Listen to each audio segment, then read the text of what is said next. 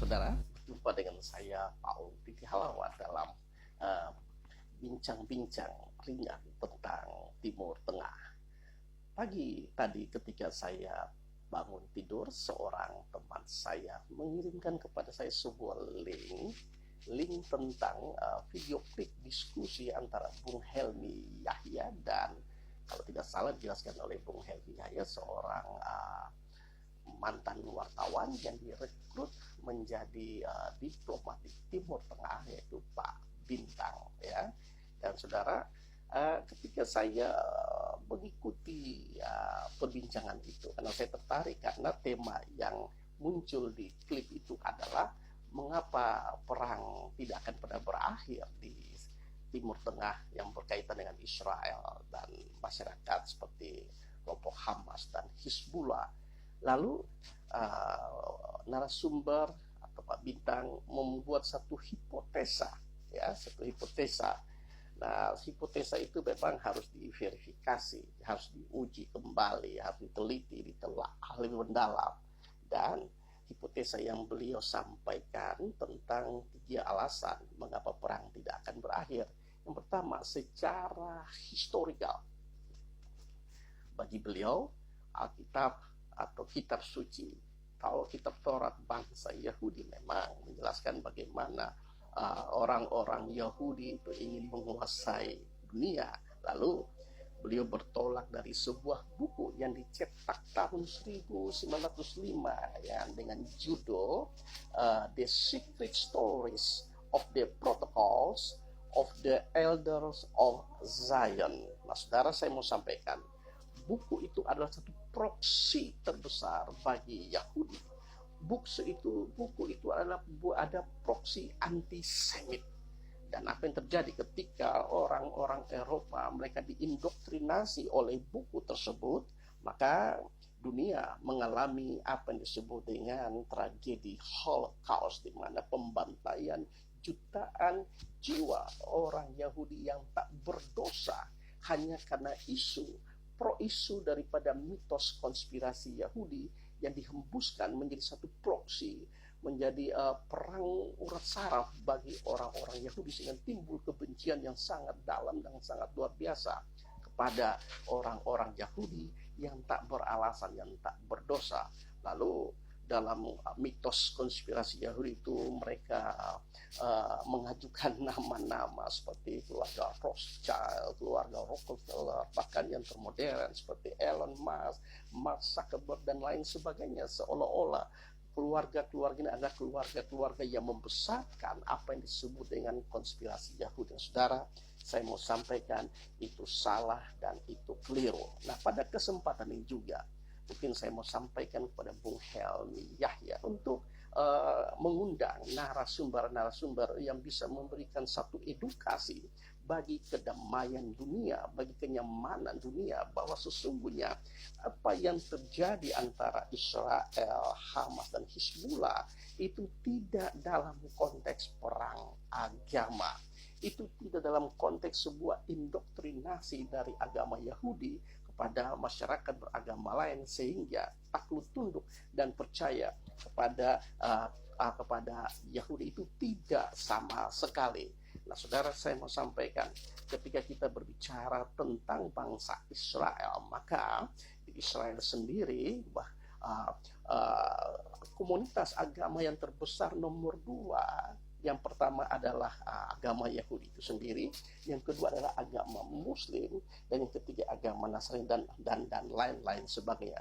Itu apa artinya? Bahwa Israel tidak pernah mengagendakan perang sebagai perang agama, tapi yang mereka lakukan adalah bagaimana mereka mempertahankan diri mereka dari proksi antisemit yang begitu kuat yang terjadi di seluruh dunia. Dan saya mau sampaikan, saudara, apa yang disebut dengan antisemit itu tidak hanya terjadi di negara-negara yang mayoritas berpenduduk muslim, bahkan justru kalau kita melihat peristiwa Holocaust itu justru terjadi di negara-negara yang memang mayoritasnya beragama Nasrani, sehingga seorang seorang filsuf Jerman yang bernama Dietrich Bonhoeffer.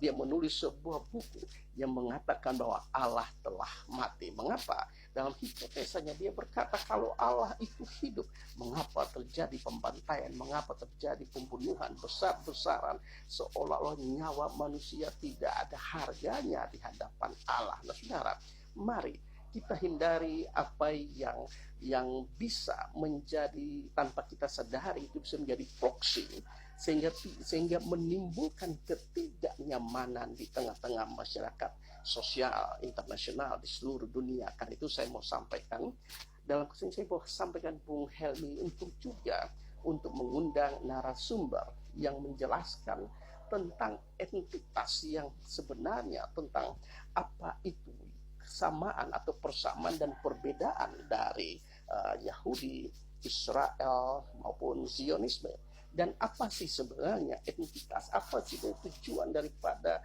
komunitas Yahudi untuk mempertahankan dirinya di tengah-tengah dunia yang begitu bergejolak ini saudara.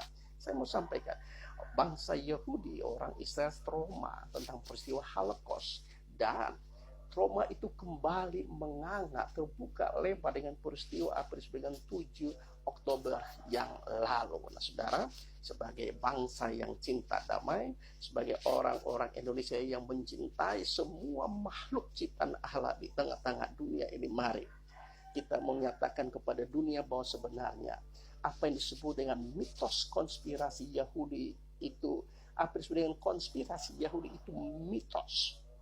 Tahun 2024 kemarin ini, beberapa bulan yang lalu, para komikus terkenal dunia yang sering mencurahkan perhatian mereka dalam bentuk komik, mereka bertemu dalam satu konvensi besar di San Diego. Lalu seorang komikus Yahudi yang bernama Will Eisner, dia senantiasa kembali mengangkat isu daripada mitos konspirasi itu, bahwa kalau ada yang menyebutkan bahwa terjadi konspirasi Yahudi di tengah dunia global ini, itu sebuah mitos. Bahkan sama seperti beliau mengatakan bahwa buku yang ditulis tahun 1905 yaitu The Secret Stories of the Protocols of the Elders of Zion, itu satu mitos konspirasi, itu satu proksi antisemit yang berbahaya bagi dunia, yang senantiasa justru membuat menjadi satu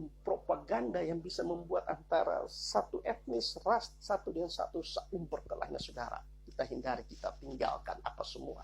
Nah, saya secara pribadi ketika saya mengikuti diskusi, saya mengatakan bahwa narasumber yang diundang Pak Helmi, beliau hanya sebatas seorang penghafal sejarah yang baik, tapi saya tidak menemukan edukasi yang utuh, edukasi yang konstruktif, yang senantiasa berupaya untuk menyatukan manusia dunia menjadi satu orang yang senantiasa kita hidup bergandengan tangan, kita hidup bersama-sama, kita membangun dunia yang begitu indah, yang begitu cerah, sehingga tidak ada lagi kejahatan yang muncul, tidak ada lagi pertumpahan darah, tapi yang ada hanya kebersamaan yang dahsyat dan luar biasa. Lalu beliau juga sempat menyinggung tentang presiden Amerika Serikat, baik Obama, baik Kamala Harris maupun Trump. Saudara, saya mau sampaikan, semua presiden Amerika yang beliau sebutkan adalah berdarah Yahudi.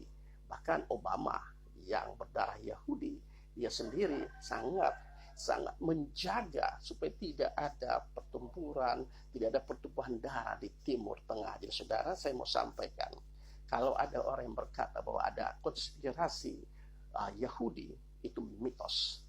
Kalau ada orang yang berbicara bahwa Yahudi ingin menguasai dunia, menghancurkan dunia, itu satu proksi.